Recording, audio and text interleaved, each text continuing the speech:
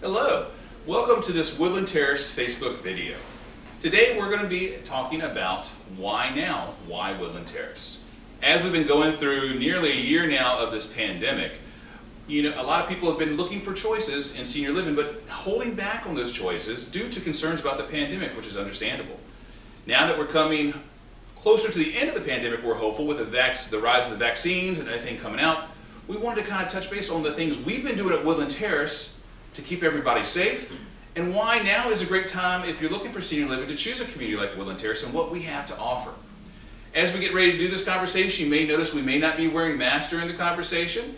Everyone in the room has received either their first or second vaccine, and plus there's a plexiglass barrier that may not show up on the camera between us, so we are taking special precautions if you see us without masks. I am excited to report that we are nearing our third vaccine clinic here at the community, and when we complete that on March 16th, over 98% of the community residents have been vaccinated, which is an amazing stat to get to. And with that, we're seeing hope that there's going to be some changes and some loosening of restrictions and give us more opportunities to allow our residents to get to a new normal and enjoying the lifestyle that they enjoy. So what we'll be doing today is I'll be bringing up different individuals to kind of share some of their experience here at the community and the things that we've been doing to keep Woodland Terrace safe. First off, I'd like to bring up our Environmental Services Director, Norelle Bailey.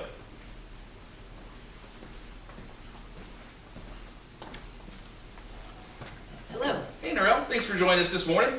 So from your standpoint, obviously with being our Environmental Services Director, buildings and grounds and housekeeping are a lot of things that you oversee. What are some of the things that we've been doing to keep our community safe from your department standpoint?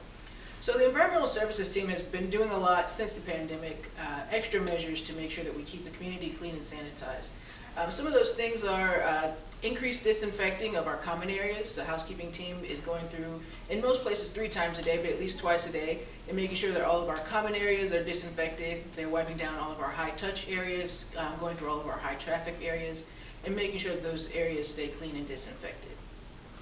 So one thing we hear about, especially if someone's looking to make a change, that moving in and the safety around the move-ins.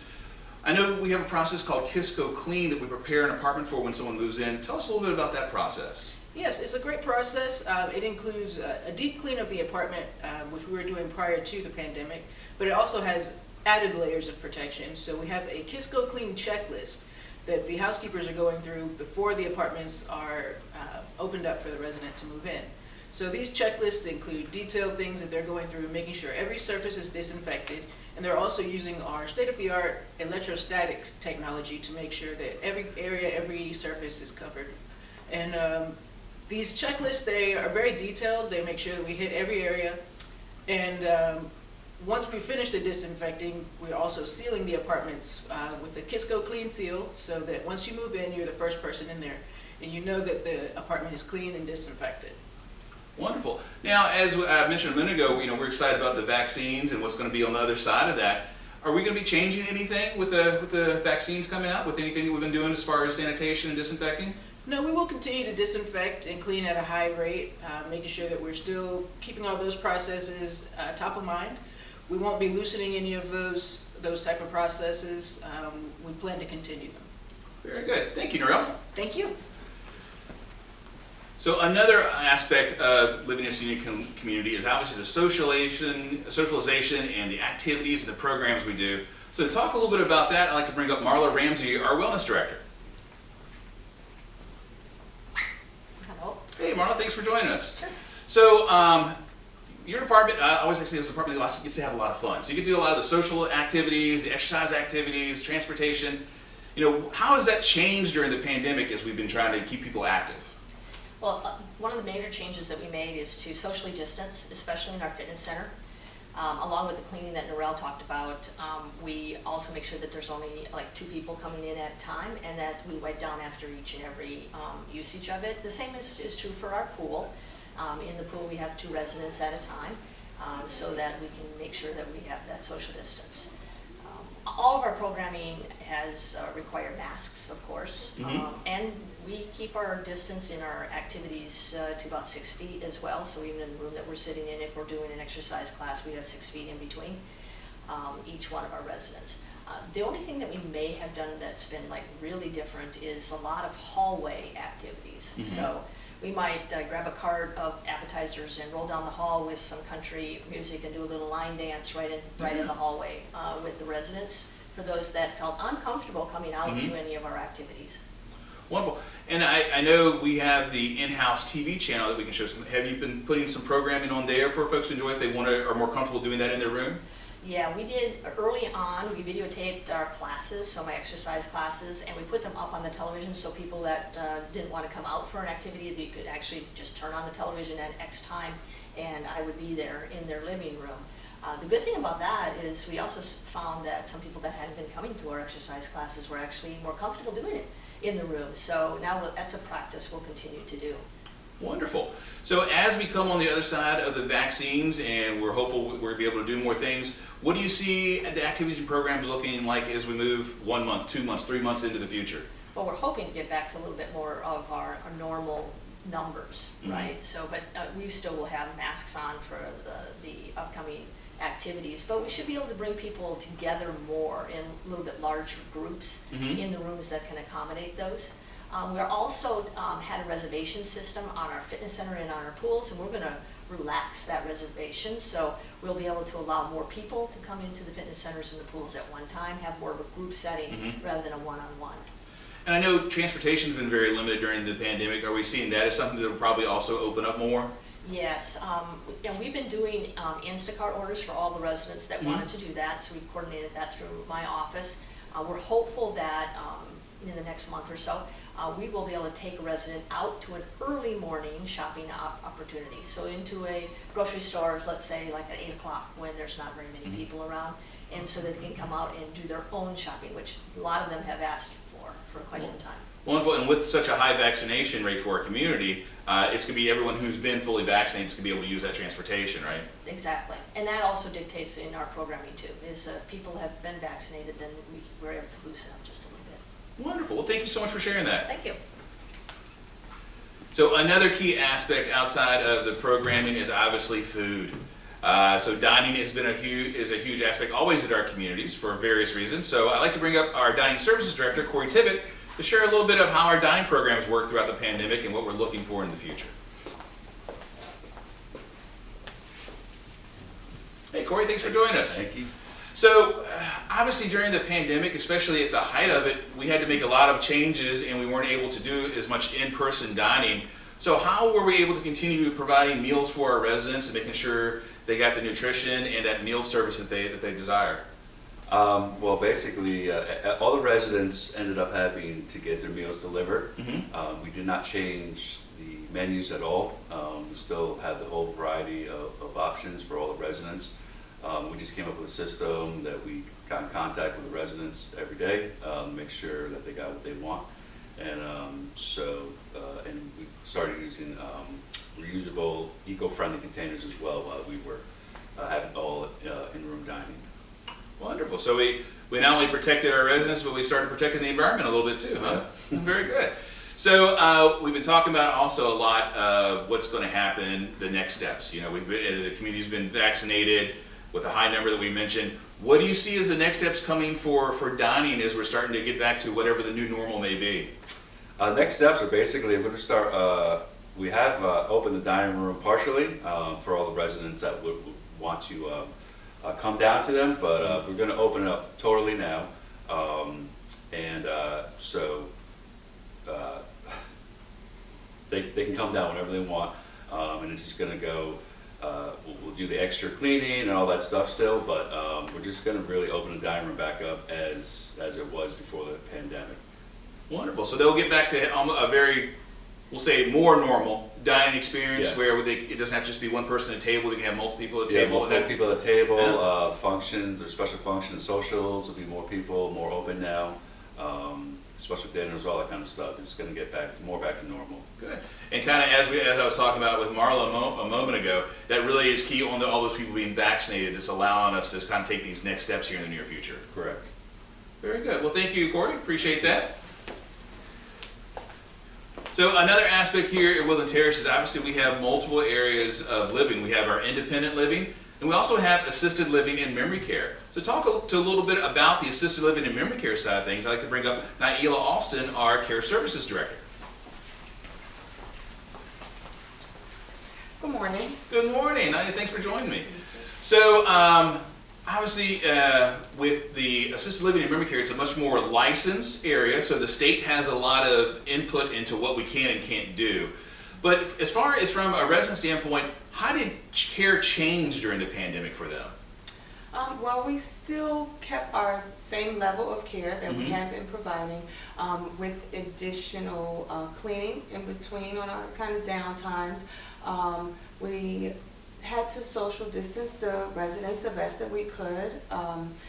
We provided individual activities instead of group activities, and we're going to continue that for the next coming months as well. And so one thing that some others have alluded to that I know is probably also a big part is as we provide that care and so forth, we were using masks and we're using personal protective equipment, and that's most likely, is that going to most likely continue as for the foreseeable future? Absolutely. Yeah. Absolutely. So one aspect that I know a lot of people is they're looking for a choice for assisted living memory care, are probably concerned about, well, how connected can I still be to my loved one as they're living in that community? Because the state has put restrictions on visitation and so forth. So how are we able to work within those restrictions to allow some personal connections with the families?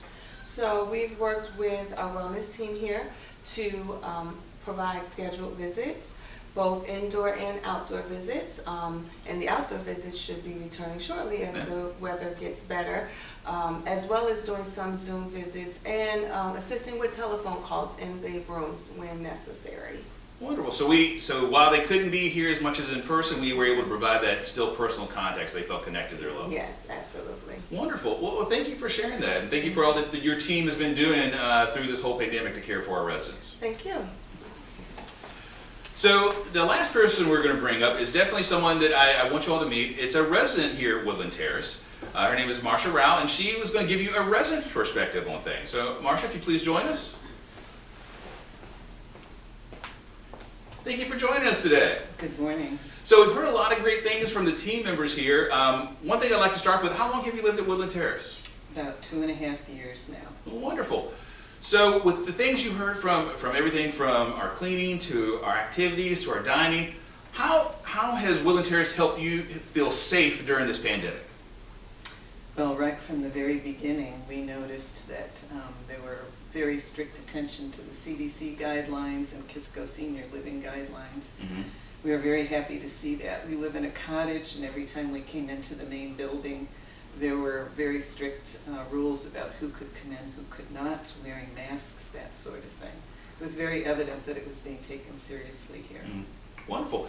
And to kind of speak to some of the social aspects that we've tried to keep going during the pandemic as much as possible. When Marla was here, she was speaking about some of the programs, and Corey with the dining. How have those things helped you through the pandemic to feel some sense of normalcy as we were kind of going through the different stages of the pandemic?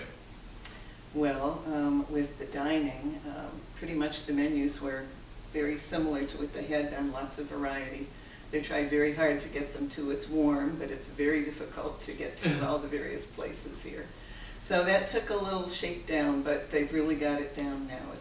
It's really, I'm very impressed with how well that's going. Wonderful. The programming, I really missed coming over to exercise and to using the pool and that sort of thing at first. But Marla did a really great job of arranging all kinds of very unusual ways of involving us out in the community. There were vintage car parades through the neighborhood, and there was a miniature horse parade through the neighborhood. This was really fun.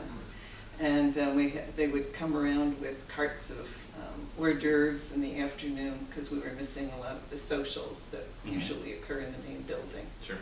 So that was delightful. Now that's slowly opening up, so I'm very happy to see that. So you're starting to see we're able to get back together a little bit more with some strict guidelines on how many people gather in certain spots, but that's been a little bit of relief to be able to come to an exercise class or come to a social event that we can put in the safe spacing. Yes, we're slowly getting back to those things, yes, but very carefully. I appreciate that.